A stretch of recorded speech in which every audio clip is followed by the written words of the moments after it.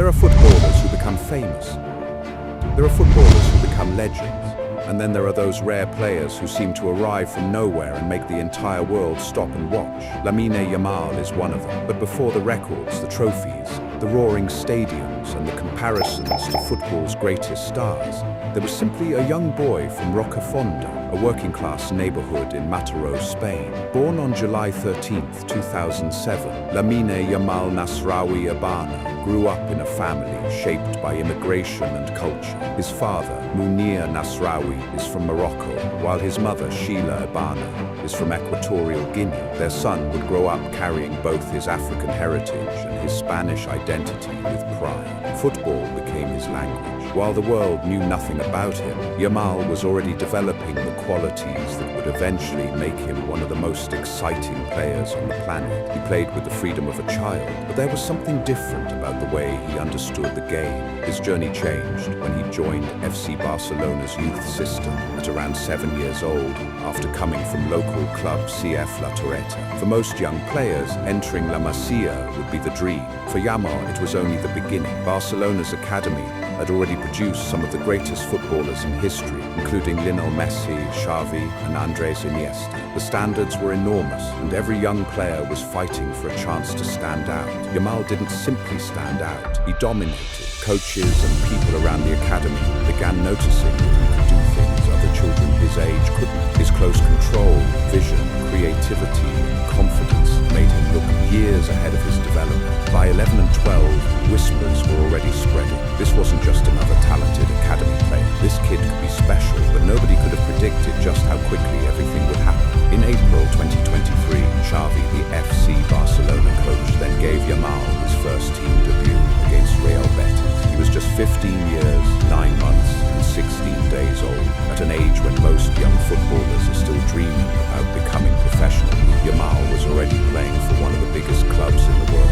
And he wasn't intimidated. His confidence on the pitch seemed completely disconnected from his age. Barcelona quickly realized they had something precious and moved to protect their young star, eventually tying him to the club with a reported release clause of around €1 billion.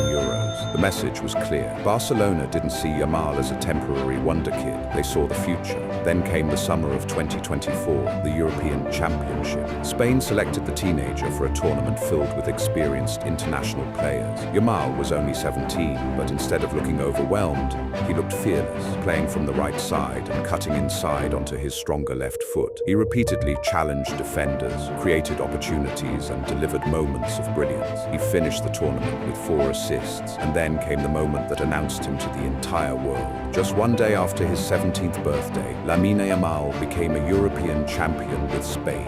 He also became the youngest player ever to win a major international tournament, surpassing a record associated with Pelé. The boy from Rocafonda had suddenly become a global football star. But what made his rise even more remarkable was that the trophies didn't change the way he presented himself. His roots remained important. Whenever he scores, Yamal has a signature celebration. The number 304 formed with his hand. The number represents the final digits of Rocafonda's postal code. For a superstar playing in the biggest stadiums in the world, it is a simple message. Remember where I came from. His faith and heritage have also become important parts of his public identity. As a practicing Muslim, he has been seen performing the sajda after important goals. For millions of young people, particularly those from immigrant and working class communities, his story became about more than football. It became representation, but the rise wasn't completely smooth. In April 2026, while playing for Barcelona, Yamal suffered a serious hamstring injury. Suddenly, the momentum surrounding the young superstar was replaced by uncertainty. The World Cup was approaching. Would he recover in time? Could he return to his best? After years of rising faster than almost anyone expected,